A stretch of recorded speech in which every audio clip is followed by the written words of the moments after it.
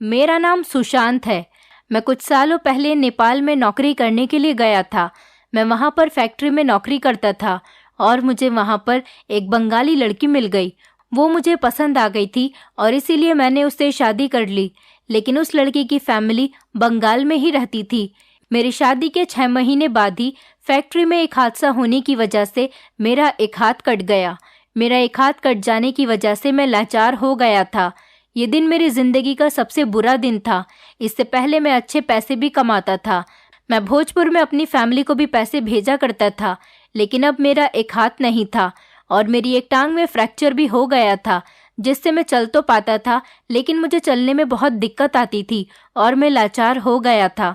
अब जबकि मेरी शादी हो गई थी और मेरा कोई ऐसा सहारा नहीं था जो मुझे कमाकर दे सकता, और इसीलिए अब मुझे ही कुछ करना था। मेरी पत्नी ने मुझे एक आइडिया दिया कि क्यों ना मैं मिठाई बनाती हूँ और आप हमारे इस छोटे से घर में ही छोटी सी बैठक बनी हुई है, वहीं पर मेरी बनाई हुई मिठाई बेच लिया करो। मुझे अपनी पत्नी का यह आइडिया काफ़ी पसंद आया और इसीलिए मैंने अपने घर की बैठक में मिठाई बेचना शुरू कर दी।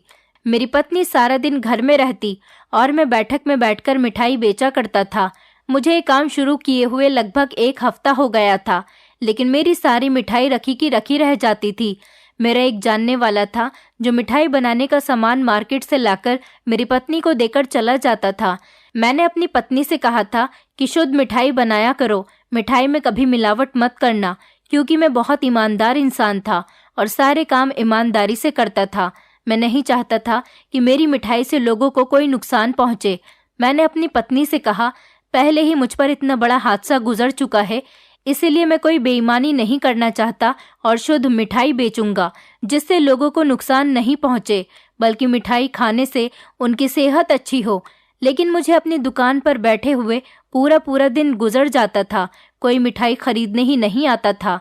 हमारे घर में एक ही फ्रिज थी, वो भी बहुत छोटी थी, और मैं बासी मिठाई अपने कस्टमर को नहीं बेचना चाहता था। मेरी पत्नी कहती कि अगर हम मिठाई फ्रिज में नहीं रखेंगे तो वो खराब हो जाएगी। मेरी पत्नी ने सारी मिठाई ली और मोहल्ले के सारे बच्चों में बांट दी। मेरी पत्नी का नाम श्रेया था और वो बंगाली थी, लेकिन यहाँ पर वो अपने किसी रिश्तेदार के यहाँ पर आई हुई थी।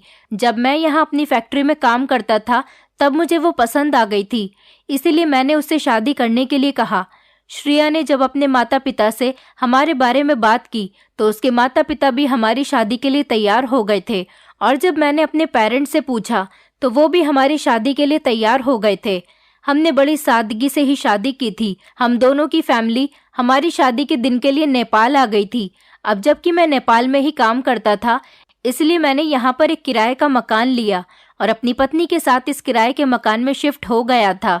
मेरी पत्नी हर 6 महीने में यहाँ पर आती जाती रहती थी, इसलिए वो यहाँ की हर चीज़ को जानती थी और उसे यहाँ के हर रास्ते के बारे में मालूम था। मेरी पत्नी बहुत खूबसूरत थी, मैं भी कोई कम खूबसूरत नहीं था। मैं बहुत स्मार्ट हूँ।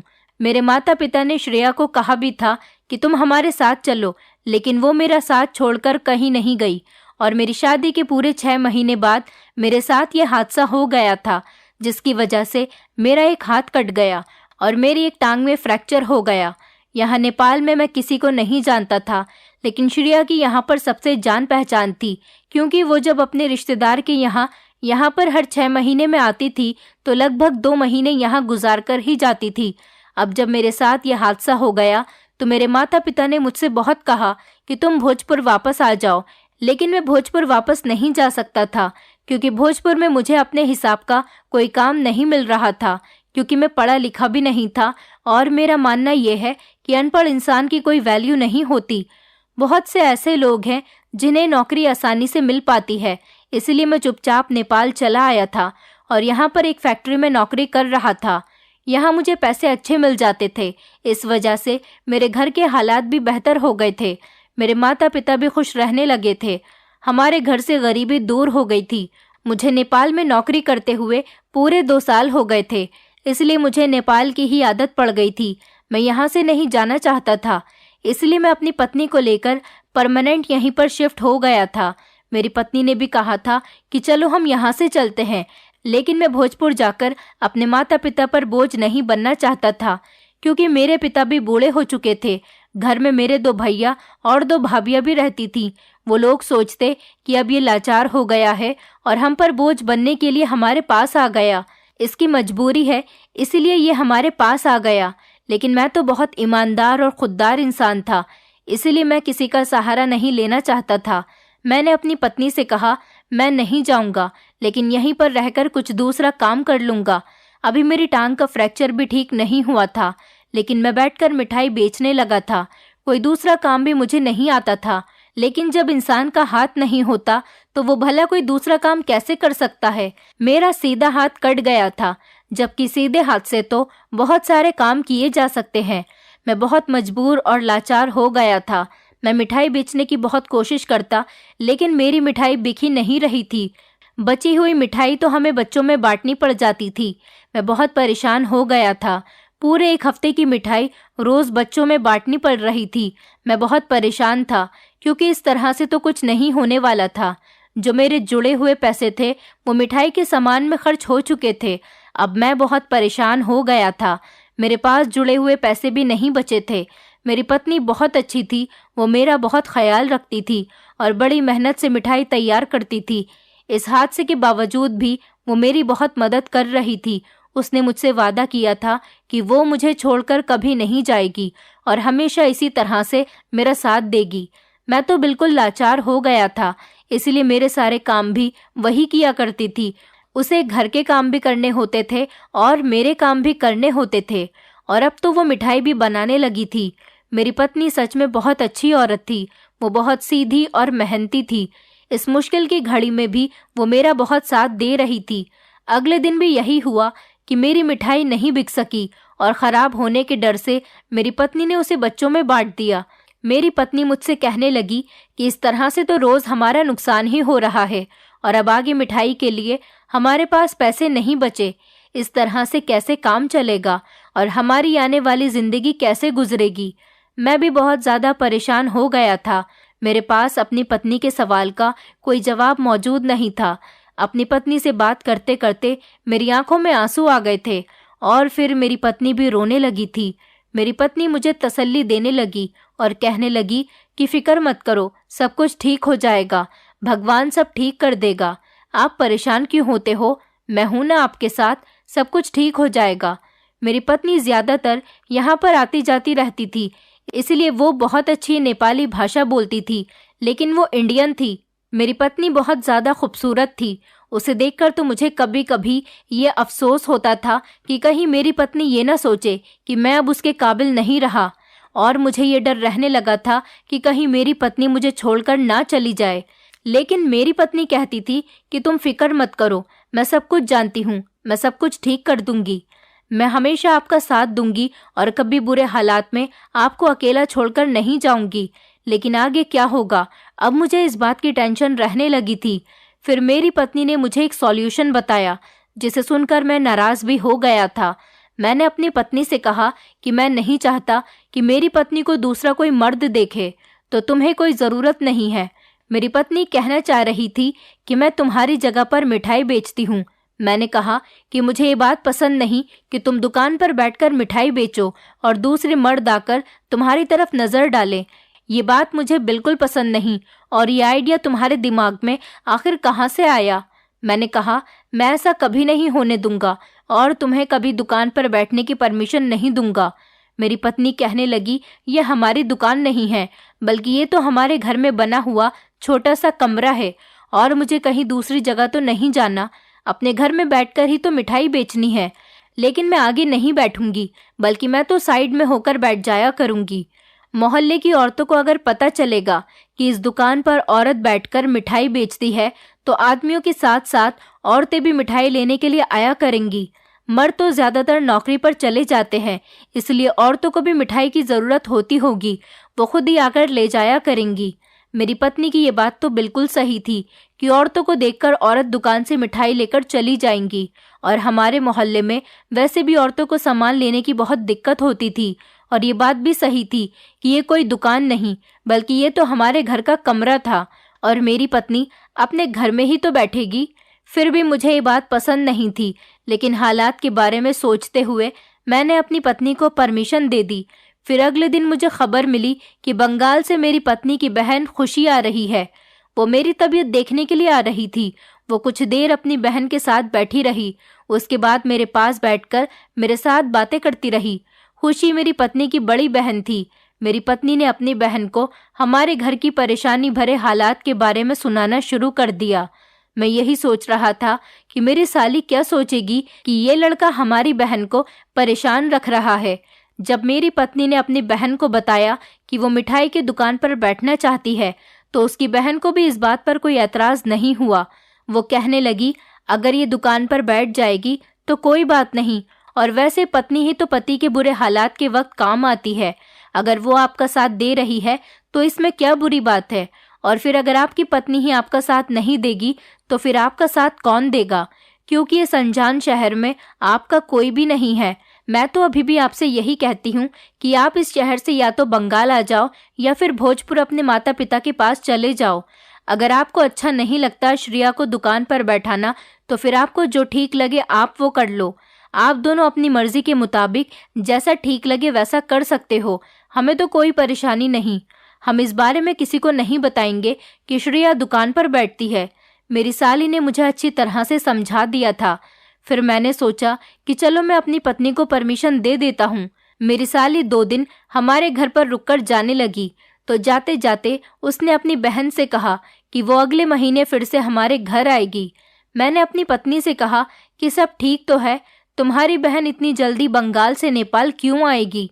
तुम्हें उससे क्या कोई पर्सनल काम है या फिर तुम्हारी बहन को तुमसे कोई काम है? तो मेरी पत्नी कहने लगी, नहीं, ऐसी तो कोई बात नहीं। दरअसल मेरी दीदी का देवर यहाँ पर काम करता है, इसलिए वो अपने देवर के पास भी कभी कभी आ जाती है। इसलिए वो कहने लगी होंगी कि कभी कभी हमसे भी मिलने आ जाया करेंगी। मैंने अपनी पत्नी से कहा कि चलो ठीक है, ये तो अच्छी बात है, क्योंकि मैं तो अभी कहीं जाने की हालत में नहीं था। डॉक्टर ने मुझे सफ़र करने के लिए मना किया था, और फिर मेरी हालत इतनी बुरी थी कि मैं सफ़र कर भी नहीं सकता था और अपनी पत्नी को उसके मायके वालों से भी नहीं मिलवाने के लिए लेकर जा सकता। अच्छी बात थी कि उसके मायके वाले खुद यहाँ आने लगे थे। इसमें मेरा ही फायदा था कि मेरी पत्नी अपने घर वालों से यहीं पर मिलेगी, मुझसे अपने मायके जाने की जिद नहीं करेगी।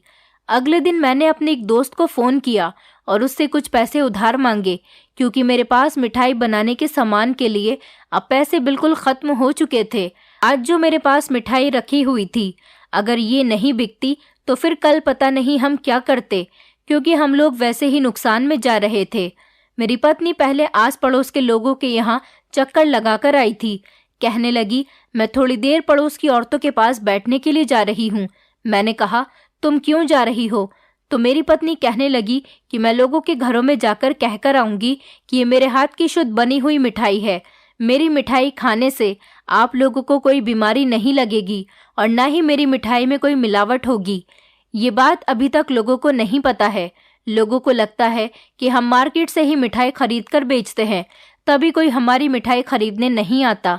जब लोगों को ये बात पता चलेगी कि ये घर पर बनी हुई मिठाई है और शुद्ध मिठाई है, तो लोग खुद चलकर हमारे पास आएंगे और हमारी मिठाई को टेस्ट करेंगे। जब टेस्ट करेंगे तो उन्हें मिठाई बहुत पसंद आएगी। उसी के बाद तो हमारी मिठाई की बिक्री होने लगेगी। और सबसे अच्छी बात यह है कि जब औरतों को पता चलेगा कि मैं मिठाई बेच रही हूँ, तो औरतें भी यहाँ पर मिठाई लेने के लिए आ जाया करेंगी। हमें अपनी मिठाई की थोड़ी बहुत पब्लिसिटी तो करनी ही होगी ना, तभी तो हमारा काम चलेगा। मेरी पत्नी सिर्फ हमारे मोहल्ले की ही कुछ घरों में गई थी, उसके बाद वापस आ गई। और उसके बाद मेरी पत्नी कहने लगी कि आप मेरे लिए भगवान से प्रार्थना करो कि आज ये मिठाई बिक जाए, सब कुछ ठीक हो जाएगा, हमारे घर के हालात भी बेहतर हो जाएंगे। थोड़ी देर के बाद मेरी पत्नी मिठाई की दुकान पर बैठ गई। एक कस्टमर औरत आई तो मेरी पत्नी ने उसे मिठाई दी। वो औरत लगभग 2 किलो मिठाई खरीद कर ले गई थी। मेरी पत्नी इस बात से बहुत खुश हुई। मैंने उससे कहा कि एक कस्टमर से काम नहीं चलेगा। अगर आज हमारी ये सारी मिठाई नहीं बिकी तो फिर हमें ये मिठाई बच्चों में बांटनी पड़ेगी और कल की मिठाई बनाने के लिए हमारे पास पैसे नहीं बचेंगे। भगवान से यही प्रार्थना करता हूँ कि हमारी आज की सारी मिठाई बिक जाए ताकि हम नुकसान में न जाएं। मैं बैठे बैठे बहुत थक गया था और टेंशन की वजह से मेरे सर में भी बहुत दर्द हो रहा था। इसलिए मैं आराम करने के लिए कुछ देर अपने कमरे में जाकर लेट गया और अपनी पत्नी से कहा कि तुम दुकान का ध्यान रखना। मैं जब आराम करने के लिए लेट गया तो मुझे नींद आ गई। अचानक जब मेरी आंख खुली तो मुझे सोते हुए 3 घंटे हो गए थे। मैं घबराकर लंगड़ाता हुआ अपनी दुकान पर गया। मैं यही सोच रहा था कि आज भी मिठाई नहीं बिकी होगी। मैं अपनी बैठक में गया और पत्नी से कहने लगा, क्या हुआ, आज भी मिठाई नहीं बिकी होगी ना? तो मेरी पत्नी खड़ी हुई और मुस्कुराने लगी और कहने लगी, नहीं, ऐसा कुछ नहीं है, आज मैंने सारी मिठाई बेच दी है। मेरी पत्नी ने सारे पैसे उठाए और मेरी तरफ बढ़ाने लगी। मुझे तो ये सब देखकर बड़ी हैरानी हुई। मैंने जब दुकान की तरफ नजर घुमाई तो दुकान की सारी मिठाई खत्म हो चुकी थी। ये बात सच थी कि मेरी पत्नी ने सारी मिठाई बेच दी थी और वो उसी बिकी हुई मिठाई के पैसे मुझे दे रही थी। मैं हैरान रह गया था कि इन 3-4 घंटे में मेरी दुकान खाली हो गई थी। मेरी दुकान की सारी मिठाई बिक चुकी थी। मुझे लगा कि मेरी पत्नी मजाक कर रही है या फिर मैं कोई सपना देख रहा हूँ। लेकिन जब मैंने दुकान की तरफ देखा तब यकीन करने के अलावा मेरे पास कोई और चारा भी नहीं था। मिठाई के सारे बर्तन खाली पड़े हुए थे और पैसे भी उतने ही थे जितनी की आज की सारी मिठाई के बनते थे। हमारी सारी मिठाई लगभग 8,000 रुपए की बिक गई थी। मेरी पत्नी ने कहा कि इनमें से आधे पैसे मुझे दे दो ताकि मैं कल की मिठाई बनाने का सामान ला सकूं। मैंने आधे पैसे अपनी पत्नी को दे दिए और उसके बाद मेरी पत्नी खुद सामान लेने के लिए घर से निकल गई। मैं बड़ा हैरान था कि आज हमारी सारी मिठाई बिक गई थी। अब हर दिन ऐसा ही होने लगा था। जब मेरी पत्नी दुकान पर मिठाई बेचने के लिए बैठती तो सारी मिठाई बिक जाती थी। मेरी पत्नी के पास औरतें और मर्द दोनों ही मिठाई खरीदने के लिए आते थे। लोग काफी खुशी खुशी मिठाई लेकर जाने लगे थे और हमारी मिठाई की दुकान पर भीड़ लगी रहती थी। हमारे घर के हालात सुधरने लगे थे। हमारे पास काफी पैसा इकट्ठा रहने लगा था। इसके बाद मेरी पत्नी ज्यादा सामान लेकर आई और सारी रात किचन में खड़े होकर मिठाई बनाती। लेकिन मेरी पत्नी डिब्बे में ही मिठाई रखकर उसको पैक कर दिया करती थी। मेरी पत्नी का कहना था कि हम कस्टमर को खुली हुई मिठाई नहीं देना चाहते क्योंकि खुली हुई मिठाई पर कीड़े बैठते हैं जिनसे बीमारियां फैलती हैं। मेरी पत्नी भी बहुत समझदार हो गई थी। हमें लगभग 5 महीने हो गए थे, लेकिन हर महीने मेरी साली भी आती थी। वो हमारे इस काम से बहुत खुश हुई थी। मेरी साली खुशी से कहने लगी कि हमें तो भाई बहुत खुशी हुई कि आपके घर के हालात बदल गए और आप दोनों ने मेहनत करके अपने घर की गरीबी को ख़त्म कर दिया, वरना तो लोग इस तरह का हादसा हो जाने के बाद अपने अंदर की हिम्मत को ख़त्म कर देते हैं और अपने रिश्तेदारों से उम्मीद लगाने लगते हैं। आप दोनों ने तो खुद मेहनत करके सब कुछ ठीक कर लिया, ये तो बहुत अच्छी बात है। मेरी साली बहुत खुश हुई थी। वो हर महीने हमारे घर आने लगी थी। एक दिन मेरी साली घर पर आई हुई थी और वो दोनों दूसरे कमरे में बैठी हुई आपस में बातें कर रही थीं। तभी अचानक मैं उनके कमरे में चला गया।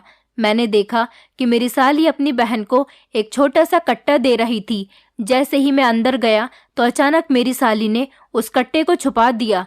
उन दोनों की नज़र जैसे ही मुझ पर गई थी, मेरी पत्नी घबरा गई और उसने अपनी बहन को इशारा किया और मेरी पत्नी ने मुझे बातों में लगा लिया। मेरी साली बड़ी शातिर थी। वो चुपचाप उस कट्टे को उठाकर ऊपर वाले कमरे में लेकर चली गई। मैंने अपनी पत्नी से पूछा कि इस कट्टे में क्या है, तो मेरी पत्नी कहने लगी, दीदी का कुछ पर्सनल सामान है, वो ऊपर स्टोर रूम में रखने जा रही है। उन दोनों को शायद पता नहीं था कि मैं उनकी चालाकी समझ गया था। वो दोनों मुझसे कुछ छुपा रही थीं। उस कट्टे में कुछ तो ज़रूर ऐसा था कि वो मुझे उसके बारे में बताना नहीं चाह रही थीं। हमारा स्टोर रूम ऊपर बना हुआ था।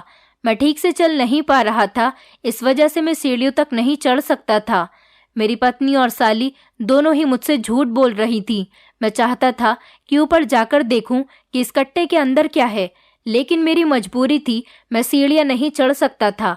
जब मेरी साली नीचे उतर कर आई तो मैंने उससे भी यही सवाल किया कि तुम स्टोर रूम में क्या रख कर आई हो, तो उसने भी यही कहा कि इसमें मेरा कुछ पर्सनल सामान है, जब मैं अपने घर जाऊंगी तो इसे ले जाऊंगी।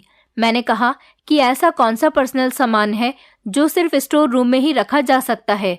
मेरी पत्नी और मेरी साली ने दोनों ने मुझे बातों में लगा लिया और बातों बातों में मुझे ऐसा कर दिया कि मैं उस कट्टे की बात को बिल्कुल भूल गया। लेकिन रात के टाइम ही मुझे पता चला कि 1 घंटे बाद मेरी साली बंगाल जा रही है। जब मेरी साली चली गई तो मैंने अपनी पत्नी से कहा कि वो अपना पर्सनल सामान नहीं लेकर गई, तो मेरी पत्नी ने कहा कि नहीं, वो शायद अपना सामान भूल गई है, कोई बात नहीं, अगली बार आएंगी तो ले जाएंगी। जबकि मैं अच्छी तरह से समझ गया था कि उस कट्टे के अंदर कोई पर्सनल चीज नहीं, वो एक छोटा सा कट्टा था। अगर उस कट्टे के अंदर मेरी साली का पर्सनल सामान था तो फिर वो अपने पर्सनल सामान को यहाँ भूलकर कैसे जा सकती है। वैसे मेरी साली बहुत अच्छी थी, वो हर बार मेरी फिक्र करती थी और अपने पति के साथ ही हमारे घर पर आई थी। लेकिन अब की बार न जाने ऐसा क्या हुआ था कि वो अब अकेले ही बंगाल से नेपाल आने लगी थी। लेकिन मेरे दिमाग में सिर्फ यही बात घूम रही थी कि उसने जो कट्टा मेरी पत्नी को दिया था उसके अंदर ऐसा क्या था और वो दोनों मुझसे उसे छुपा क्यों रही थी। मेरी पत्नी ने हर बार मुझे बातों में लेने की कोशिश की, लेकिन मैं समझ गया था कि जरूर कुछ न कुछ गड़बड़ है। उस कट्टे के अंदर ऐसा क्या था? कहीं वो मेरी पत्नी के लिए उस कट्टे के अंदर राशन तो नहीं लेकर आई थी। मुझे अपनी ससुराल वालों से कोई मदद नहीं लेनी थी। मैं कोई बेवकूफ़ इंसान नहीं था और न ही अपने ससुराल वालों से कोई सहारा लेना चाहता था। राशन तो यहाँ भी मिल सकता है, तो फिर मेरी पत्नी की बहन बंगाल से ही राशन क्यों लेकर आएगी? मैंने अपनी पत्नी को अच्छी तरह से समझाया हुआ था कि मुझे कभी भी तुम्हारे मायके वालों से कोई मदद नहीं चाहिए। अगर मुझे कभी किसी की ज़रूरत पड़ी तो मैं सबसे पहले अपने माता पिता से मदद लूँगा, चाहे मेरा दूसरा हाथ भी क्यों न कट जाए। तुम्हारे लिए और अपने लिए सब कुछ मैं ही करूँगा, कभी हिम्मत नहीं हारूंगा। अब मैं धीरे धीरे थोड़ा बहुत चल सकता था, क्योंकि मेरी टांग के फ्रैक्चर को थोड़ा थोड़ा फर्क होने लगा था। धीरे धीरे मैं इतना काबिल तो हो ही चुका था कि खुद को संभाल लिया करता था। मेरी पत्नी ने भी मुझसे वादा किया था कि वो मुझे छोड़कर कभी नहीं जाएगी और न ही कभी अपनी फैमिली वालों से मदद मांगेगी। अगर मेरी पत्नी के पेरेंट्स अपनी मोहब्बत से कुछ देते हैं तो वो उनका प्यार और सम्मान है, लेकिन हम अपनी तरफ से उनसे कोई मदद नहीं मांगेंगे। लेकिन फिर मेरे दिमाग में वही बात आ गई कि उस कट्टे के अंदर क्या है, और अब तो मुझे इस बात पर भी शक होने लगा था कि मेरी पत्नी ऐसा क्या करती थी जो उसकी मिठाई रोज के रोज 3-4 घंटे में बिकने लगी थी। यही वो मिठाई थी और यही वो दुकान थी और यही वो मोहल्ला था और इसी मोहल्ले के लोग थे। जब मैं बैठता था तो कोई मुझसे मिठाई खरीदने के लिए नहीं आता था, और जिस दिन से मेरी पत्नी ने दुकान पर बैठना शुरू किया था तो 3-4 घंटे में ही सारी मिठाई बिक जाती थी। ऐसा भी नहीं था कि मेरी पत्नी अपने आप को सबको दिखाने के लिए दुकान पर बैठती थी। मेरी पत्नी जब दुकान पर बैठती तो वो अपने चेहरे पर मास्क लगा लिया करती थी ताकि उसकी खूबसूरती और उसके खूबसूरत चेहरे को कोई देख न सके। वो भी दूसरे मर्दों के सामने नहीं आना चाहती थी, क्योंकि मेरी पत्नी बहुत शर्मीले टाइप की थी। वो तो कभी ऐसे कपड़े भी नहीं पहनती थी जिससे उसका शरीर का थोड़ा सा भी हिस्सा दिख सके। मेरी पत्नी बहुत ही संस्कारी औरत थी, लेकिन ऐसा भी नहीं था कि आसपास के आदमी ये सोचकर आ रहे थे कि इस दुकान पर औरत बैठती है। आदमियों से ज्यादा तो औरतें आती थीं। मुझे कुछ न कुछ तो करना ही था। मेरी पत्नी आराम से मिठाई बेचती और जितने पैसे होते सब लाकर मुझे दे दिया करती थी, और फिर दुकान बंद करने के बाद अगले दिन की मिठाई बनाने के लिए मार्केट से सामान लेने जाती थी। वो रोज औरतों से ये भी कहती थी कि मेरे घर मिठाई लेने के लिए आ जाया करो। हमारी दुकान पर मर्द कम और औरतें ज्यादा आती थीं। चलते फिरते जिस औरत पर भी मेरी पत्नी की नज़र पड़ जाती तो वो उसको हमारी दुकान के बारे में और मिठाई के बारे में बताने लगती, और वही औरतें हमारी दुकान पर मिठाई लेने के लिए आ जाती थीं। अब मेरी पत्नी ने मिठाई की और ज़्यादा वैरायटी बनानी शुरू कर दी थी। हमारी दुकान की मिठाई बिकते हुए लगभग 8 महीने गुजर चुके थे।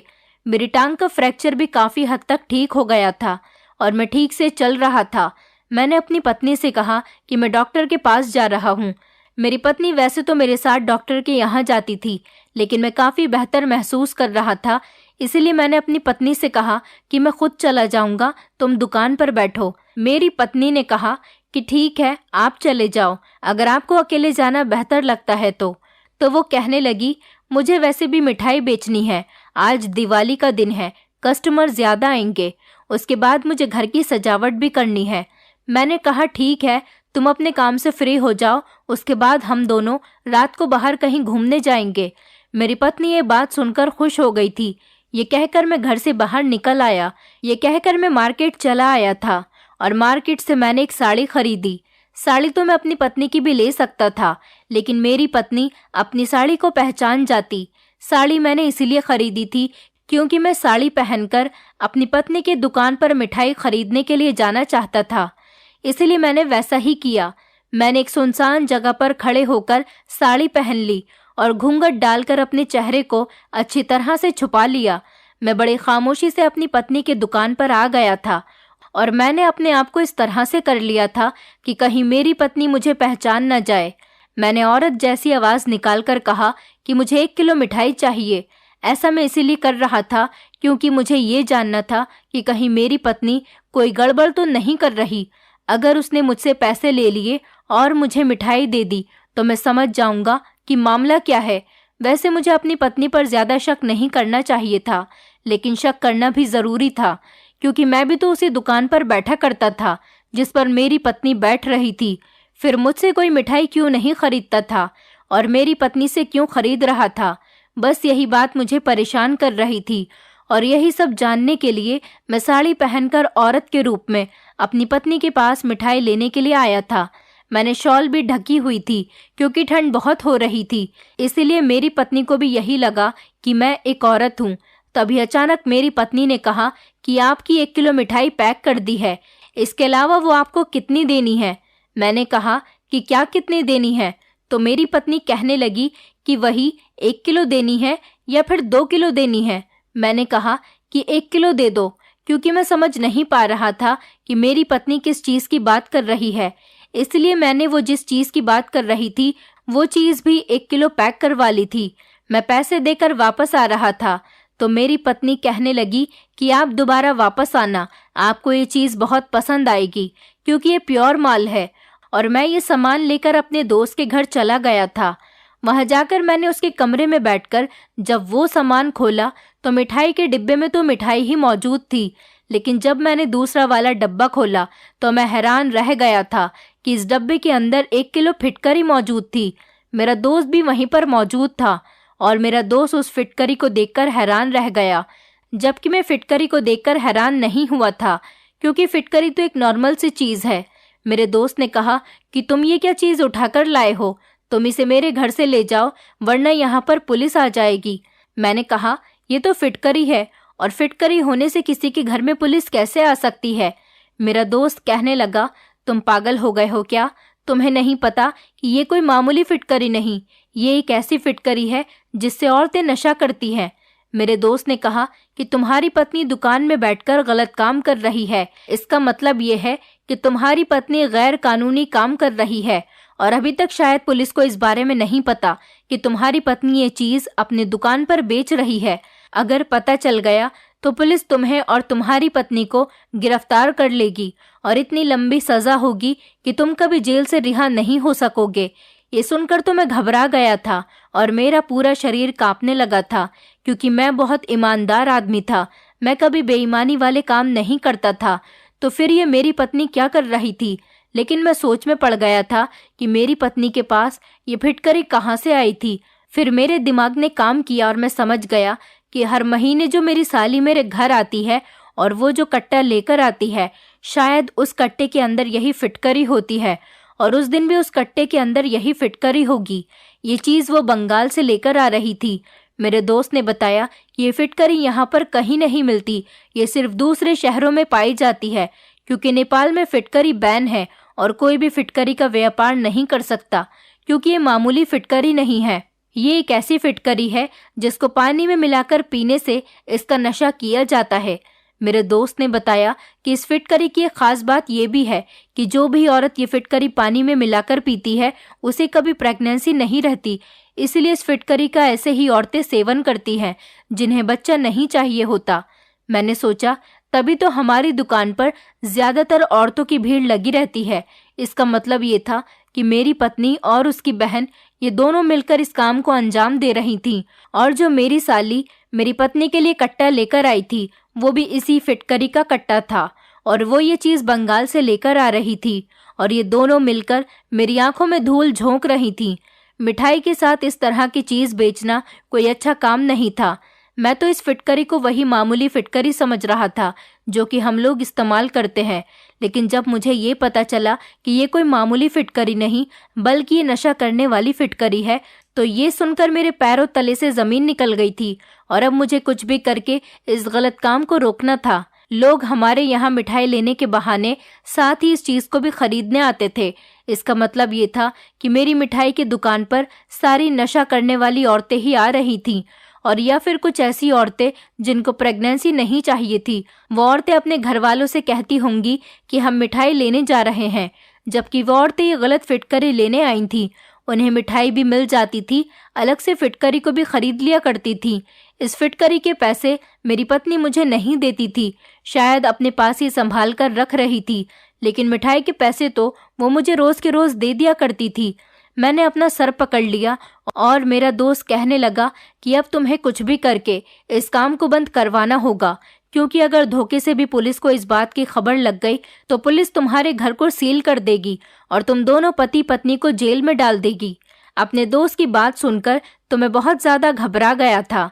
मेरे दोस्त ने कहा कि ये वाली फिटकरी नेपाल में बैन है, इसलिए तुम्हारी पत्नी ये फिटकरी यहाँ पर ज्यादा पैसों में बेच रही है।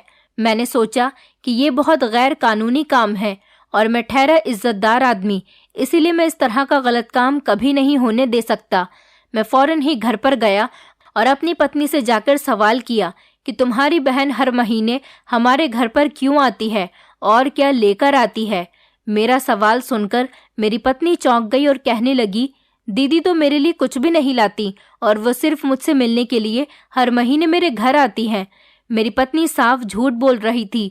मैंने अपनी पत्नी को सारी बात बता दी और कहा कि आज मैंने भेस बदलकर तुम्हारी सच्चाई जान ली कि तुम क्या बेचती हो। मेरी बात सुनकर मेरी पत्नी ने सब कुछ एक्सेप्ट कर लिया और कहने लगी कि मैंने कई दिन दुकान पर बैठकर देख लिया था कि कोई कस्टमर नहीं आ रहा था हमारी मिठाई खरीदने के लिए, जबकि मैंने मिठाई बनाने में इतनी मेहनत की। मैं इतनी मेहनत से मिठाई बनाती और साफ सफाई का भी बहुत ध्यान रखती थी और चाहती थी कि लोगों को शुद्ध मिठाई मिल सके। मैंने लोगों को यकीन दिलाया कि हमारी मिठाई शुद्ध मिठाई होती है, इसमें किसी तरह की कोई मिलावट नहीं। लेकिन किसी को मेरी बात पर यकीन नहीं आया और कोई कस्टमर भी हमारी दुकान पर मिठाई खरीदने के लिए नहीं आया था और हमारा भी नुकसान होता चला जा रहा था। मैं बहुत परेशान हो गई थी। फिर एक दिन मैंने किसी से सुना कि यहाँ पर फिटकरी बैन है। फिटकरी इसीलिए बैन की गई है क्योंकि यहाँ की फिटकरी से नशा किया जाता है और औरतें फिटकरी का इस्तेमाल प्रेगनेंसी रोकने के लिए भी करती हैं।